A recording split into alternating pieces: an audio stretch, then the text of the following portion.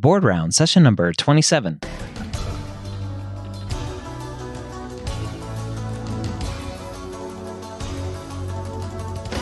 The moment you step foot on campus as a medical student, you are gearing up for one of the biggest tests you'll ever have to take. USMLE Step 1 or COMLEX Level 1. The medical school headquarters and BoardVitals are going to help you prepare for your first board exam with questions, pearls of information, and guidance to make sure you have what it takes to score high and match into your specialty of choice. Well, welcome to Board Rounds. My name is Dr. Ryan Gray, your host here every week. And as always, I am joined by Dr. Karen Shackelford from BoardVitals. This week, we have another great high-yield question for you with some good takeaways with each of the wrong answers as well. Hopefully, you are getting some great information out of this podcast. If you are, I'd love for you to share it with your classmates.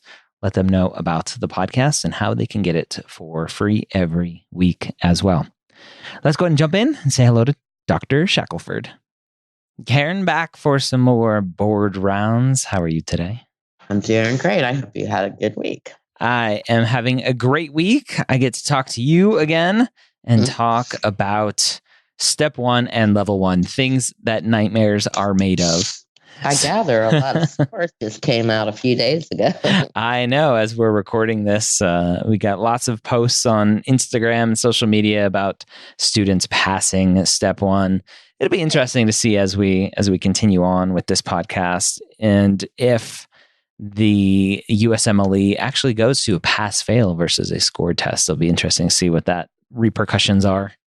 Yeah, that's actually pretty interesting. So they don't give any sort of numeric score now. No, they do, but it's being discussed to go to pass-fail. Okay. Yep. That's interesting. We did that in our pathology course back in the early 90s. Yeah. Okay. So what do we have today? Hope everybody did well. All right. So let's do a case that is a pathology case, cardiovascular system. So I'll go. Autopsy of a patient with a history of an arrhythmia revealed amyloid deposition in the atria, but no other amyloid was found anywhere, not in the ventricles, anywhere else. Which of the following peptides is associated with amyloid deposition in the atria, and what is that peptide's function? And here are your options: calcitonin and reduction of blood calcium concentration, prolactin and slow gastric emptying, acetylcholine and positive chronotropy at the sinoatrial node, immune globulin and cell-mediated immune response, and atrial natriuretic peptide and vasodilation. Oh, man. So calcitonin, prolactin, acetylcholine, immunoglobulin, and atrial natriuretic protein. It's interesting. I'm immediately drawn to atrial natriuretic protein just because it's like, well, it's in the atria, so it must be right? It's like, it can't be that easy. But there's something drawing me towards that one as the answer. The other ones, I don't remember anything going on with those with what we're talking about. Yeah, I'm looking at this myself thinking, yeah, it actually was that easy. I like it. We could just pretty much skip through this real quickly then. So amyloids, a group of diverse extracellular proteins with variable amino acid sequences, and they have common physical properties. And amyloid deposition is the extracellular deposition of the fibrils composed of these subunits of varied serum proteins that form beta-pleated sheet configurations that lead to the histologic changes seen in amyloidosis. And I think any one of these facts could be on the USMLE. The fibrils stain red with Congo red dye, and under polarized light, they exhibit the red-green birefringence. Isolated amyloidosis, however, is amyloidosis that's found only in a single organ, such as this cardiac amyloidosis.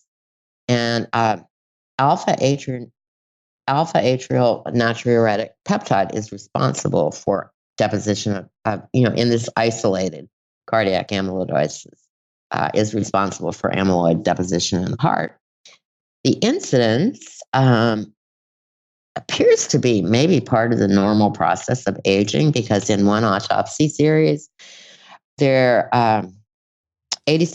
of the patients in the autopsy series between the age of 81 and 90 had isolated atrial amyloidosis. So that may help us as we study deposition of amyloid and a lot of other disorders that seem to come with aging, in fact. So it may lead to heart failure.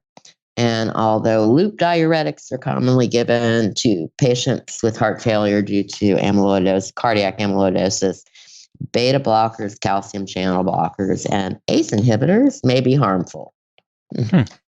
So calcitonin is associated with the distractors. It's associated with the isoloid amyloidosis of the thyroid. Prolactin, associated with lactation, is found in amyloidosis isolated to the pituitary gland. And acetylcholine, of course, is negative chronotrope at the sinoatrial node, and it's served by the right vagus nerve. The stimulation of the nerve decreases firing to the SA node by increasing potassium and decreasing sodium and calcium movement into the cell. And finally, immune globulin amyloid deposition is widespread, and it's the result of, it's light chain immunoglobulin deposition. So that's basically it. I think that the point of that question was isolated amyloidosis can affect any particular organ. Yeah, it's interesting. And it differs from from a more widespread amyloidosis related to immune globulin in terms of etiology and obviously distribution.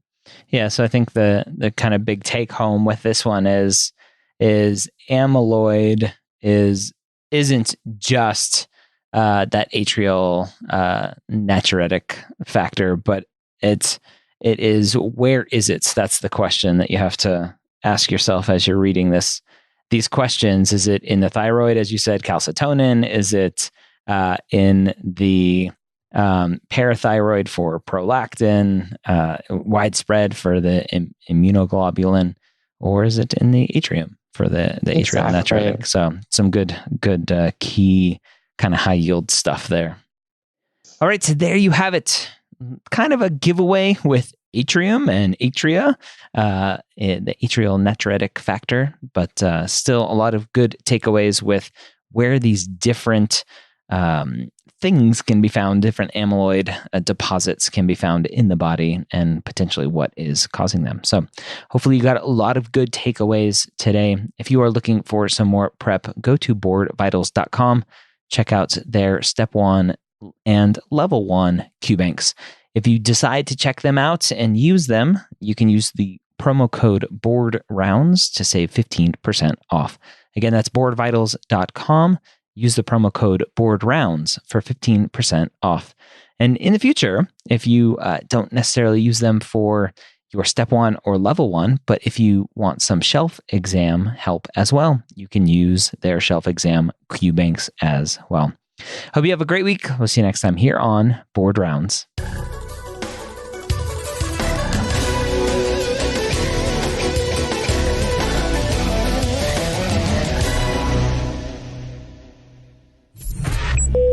This is MedEd Media.